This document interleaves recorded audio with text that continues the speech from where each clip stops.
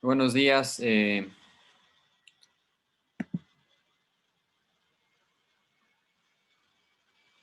día de hoy vamos a continuar con lo que es el tema de lesiones eritematosas y violáceas de la cavidad oral, viendo la segunda parte de este tema. Es un tema corto, realmente.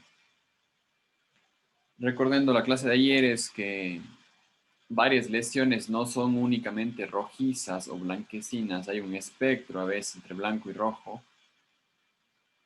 pero es la forma que la patología ha clasificado las lesiones que tienen esa coloración a nivel de la boca para entenderlas y para llegar a un correcto diagnóstico.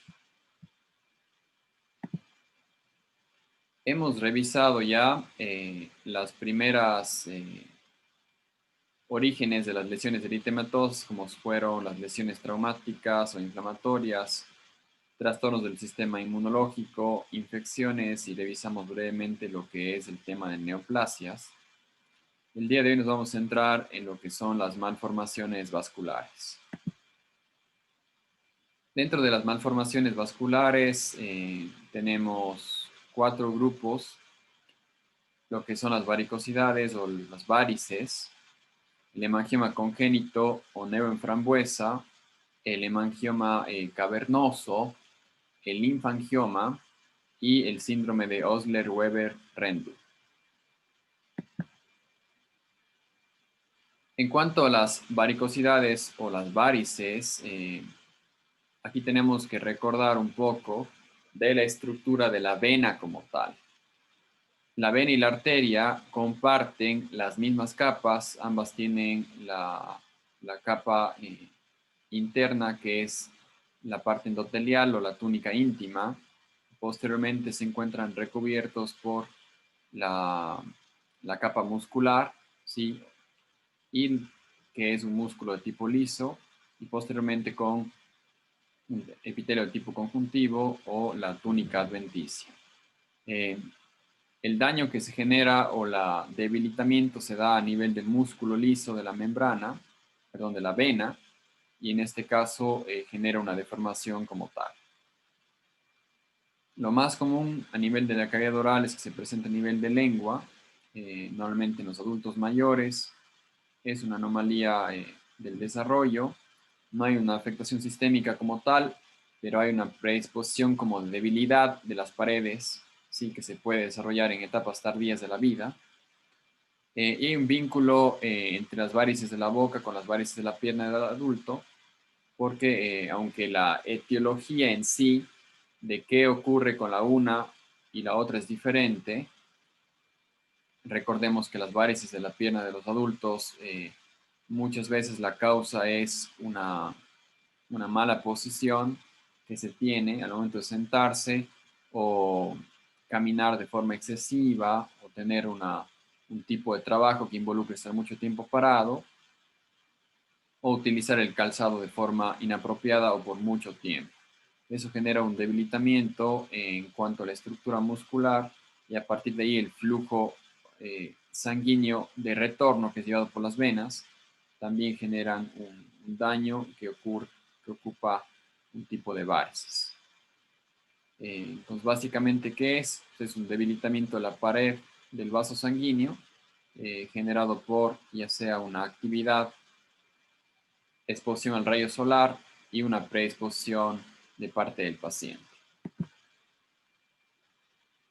También existe la posibilidad que este tipo de lesiones o este tipo de aumento de volumen, porque no se considera como una neoplasia, un aumento de volumen debido a una dilatación, puede ocurrir o puede generarse una trombosis que no es frecuente, y cuando ocurre una trombosis a nivel de una varice vamos a tener un aumento de la consistencia y va a sentirse duro a la palpación, ¿no? Entonces, cuando una varice se convierte en una trombosis, podemos estar pensando en la necesidad de retirarlo debido a la molestia mecánica que es tener algo duro en la boca. También hay una predisposición, y el segundo lugar a nivel de la boca es en el labio inferior, y se ha establecido que personas que se encuentren expuestas mucho tiempo a la luz solar o por muchos años, los rayos ultravioleta generan o atraviesan la mucosa y generan un daño a través de la membrana o del vaso sanguíneo que puede generar también una varice a nivel del labio. Como tal, no refiere un tratamiento a menos que haya una presencia de alguna condición estética que se necesite, principalmente en el labio, aunque cuando ya hay una conformación de trombo, eso ya justifica que deba ser removido y tiene un buen pronóstico luego de su remoción o solamente vigilancia. En cuanto a los hemangiomas, hay varias clasificaciones. Hay hemangiomas de alto flujo, bajo flujo. Se relacionan unos que son principalmente venosos, otros principalmente vasculares, otros arteriovasculares. Y bueno, ahí varían bastante en las zonas. Aquí vemos varias imágenes de una manifestación similar de dos hemangiomas a nivel del labio inferior, y a nivel de lo que es el dorso de la lengua. En este caso, no se considera como una neoplasia, es una proliferación de los vasos sanguíneos que tiene dos orígenes, o puede tener dos orígenes. Uno, una alteración ya desde la etapa embrionaria con una predisposición de malformación, y empieza el desarrollo en las etapas del nacimiento, bueno, posterior al nacimiento, en la etapa neonatal, o en los primeros 2 años en la etapa de lactancia, o en la etapa inicial de la niñez. ¿Qué es lo que vemos en este aumento de volumen? Una presencia de vasos y capilares venosos y venos que se encuentran en la superficie de los tejidos. En ocasiones ya puede el paciente nacer con este defecto, o se estimula este defecto por el traumatismo, por cualquier índole, y puede generar un crecimiento en la etapa adulta.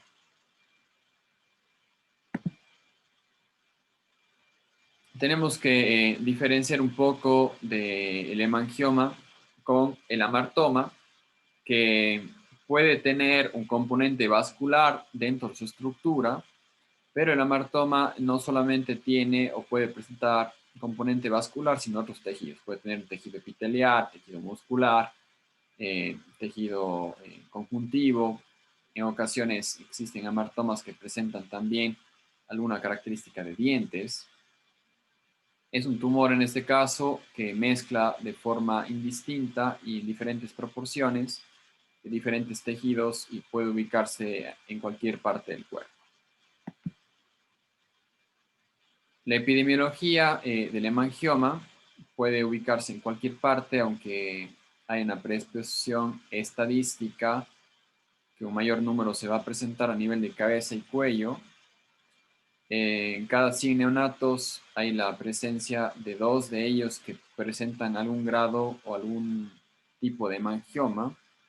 Y dentro de este grupo, el 10% de estos se reabsorbe o involuciona al cabo de los 2 años. Podemos observarlo a nivel de la boca, en lengua, labios y mucosa, aunque también existen hemangiomas, principalmente el hemangioma cavernoso, puede ubicarse a nivel del tejido óseo. La patogénesis tiene un crecimiento limitado, muchos desaparecen con el tiempo, y en el adulto, como mencioné, puede generarse por un trauma, y sería una reacción de respuesta al trauma, una reacción reactiva.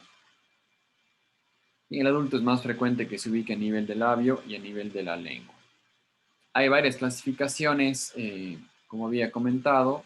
En este caso, la clasificación simple o clásica que utilizamos deriva en dos grupos grandes: el hemangioma capilar y el hemangioma cavernoso. La diferencia justamente da el nombre, es el tamaño de los vasos que lo componen. En este caso, el hemangioma capilar con vasos pequeños es el hemangioma que es más común, Y el hemangioma tipo cavernoso que presenta vasos sanguíneos de mayor calibre. Características microscópicas relevantes de esta enfermedad genera bueno, aquí tenemos que el mismo paso que hicimos en las lesiones previas para descartar un hemangioma, aquí tuviéramos que hacer para confirmar que existe un hemangioma.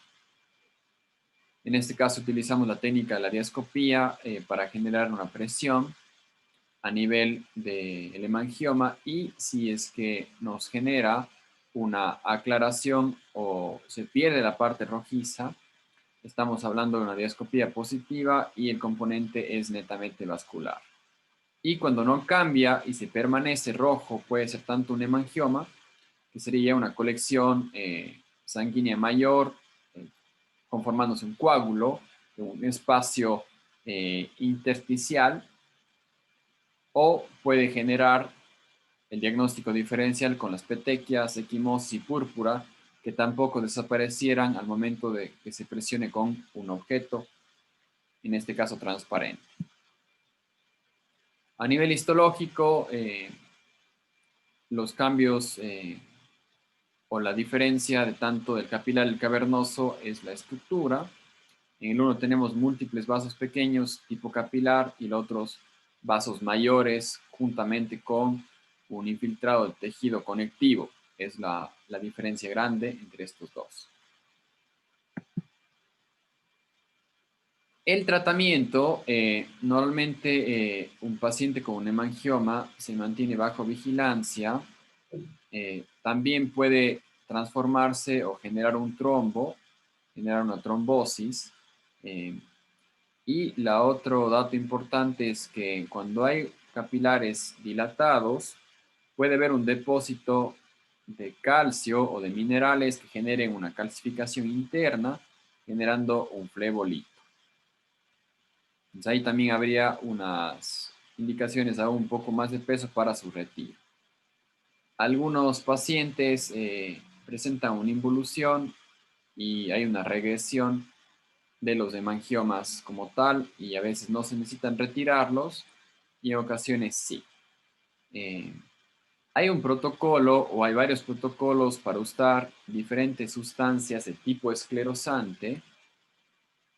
Principalmente la sustancia esclerosante es la triamcinolona y el propanolol, son lo que se utiliza y en este caso se hace una infiltración dentro de la lesión.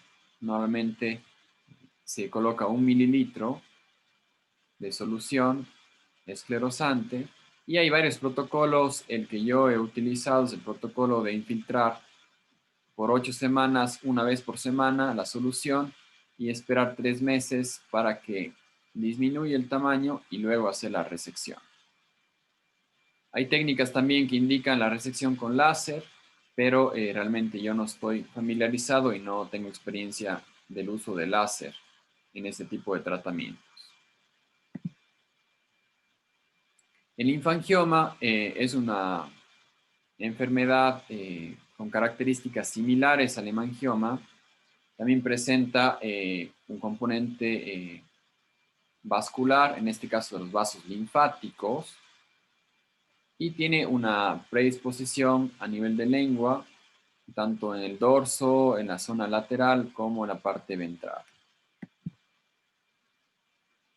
En la embriogénesis existe o se produce la malformación de esta estructura vascular que involucra los vasos sanguíneos, vasos linfáticos.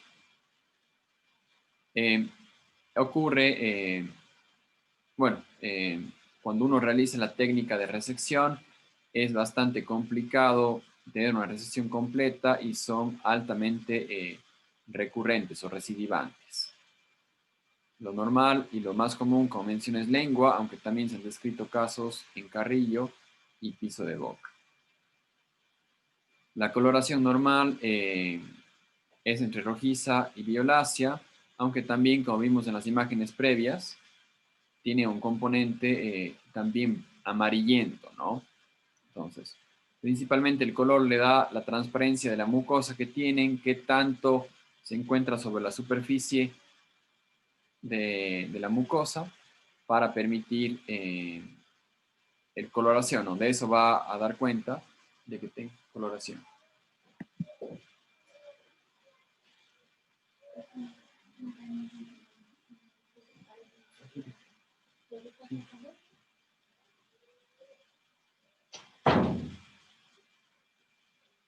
Ok, la otra enfermedad que estamos revisando es la telangiectasia hemorrágica hereditaria, el síndrome de Osler-Rendu-Weber. Es un síndrome dominante, autosómico, y lo va a ocurrir es va a generar vasos sanguíneos dilatados y va a ser realmente de diferente gravedad. Va a haber gente que presente muchos vasos sanguíneos, otras personas que va a presentar uno, dos o tres lesiones que indiquen un problema menor, y se los refiere también a esta enfermedad como arañas vasculares. Lo normal es que haya la manifestación más fuerte de este síndrome a nivel de la cavidad oral y en la piel perioral. Se produce en el nacimiento y hay una proliferación a través de que pasen los años en la edad de la niñez y adolescencia. Y también se puede presentar con la telangiectasias, que son las características de tipo araña que menciona.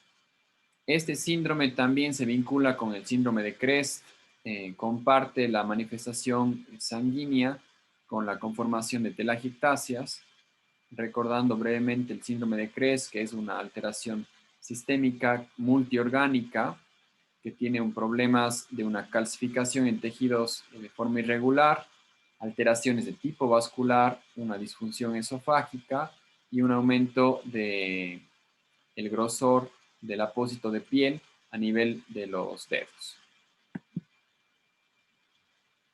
¿Dónde vamos a ubicarlo? El Rendu-Osler-Weber va a encontrarse a nivel de la cara, va a manifestarse en la región nasal, en la región, en este caso, de la zona malar, en la zona de la punta nasal, ¿sí? Y también podemos encontrarlo a nivel de los lechos unguiales,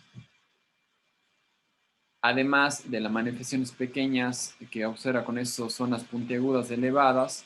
Puede generar también el paciente un sangrado o producir espontáneamente sangrado nasal tipo epistaxis y una conformación de líneas rojas o líneas delgadas. Entonces, sospechamos de esta enfermedad cuando el paciente presente ese tipo de patrones rojizos tipo tela de araña y hay sangrados frecuentes nasales.